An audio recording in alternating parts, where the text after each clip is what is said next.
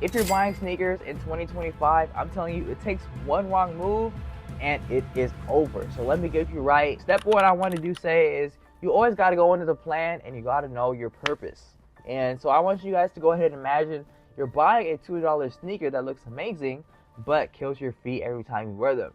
Now, I don't know about you guys, but for me personally, I personally like a sneaker that feels comfortable. I definitely wouldn't compromise on my style for comfortability. I gotta have something that's very practical, especially if it's gonna be a long day or something that's for the everyday scenario.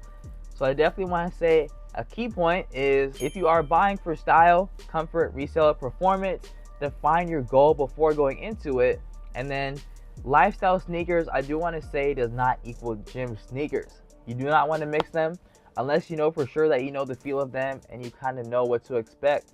I definitely wouldn't mix the two just thinking that they will work, but definitely know your purpose when going into buying sneakers before you even open an app or a website, or even before going in to purchase a sneaker. Now, if you're wondering what styles actually look good on foot, we'll get into that in just a minute. And if you want a bunch of different sneaker inspo, some actual sneaker reviews from a person that had a certain amount of sneakers, I definitely recommend you check out my review. I'll have a review of some here on the info card, so you can go ahead and check that out. And make sure to go hit that subscribe button and notification bell so you can be notified every time I post. Because I'm telling you guys, I'm going to get you guys a lot of sneaker inspo with some real world advice. Now, step number 2 was I want you guys to understand retail and resale. Now, retail is definitely a cheaper option, but it's definitely harder to get, especially with those collabs or just more limited pairs.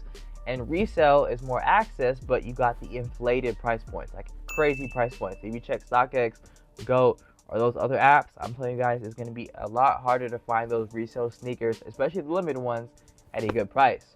Now, I also want you to learn how to spot fake. If a deal looks too good to be true, I'm telling you, trust your instincts. I'm telling you, it probably is. So definitely trust your overall conscience. And I want to tell you, thousands get burned every year buying new releases that aren't real, and you do not want to be one of them.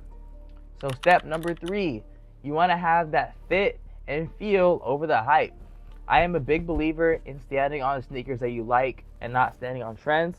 So I definitely recommend you try on something before you buy if possible, or you know your go-to brands and sizing, because a lot of shoes may not be true to size.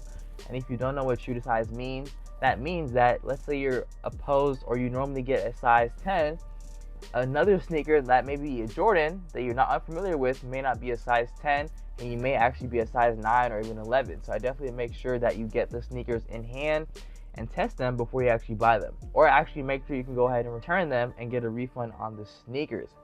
Now, if you do have wide feet, I would definitely skip most Nikes, and if you need support, I would definitely go ahead and skip flat soles like Converse or Vans. And I'll break down the most beginner friendly sneakers at the end, so I definitely recommend you stick around. Now, number 4, I definitely recommend you do research, and I ain't gonna lie, I do a lot of research for you guys on this channel.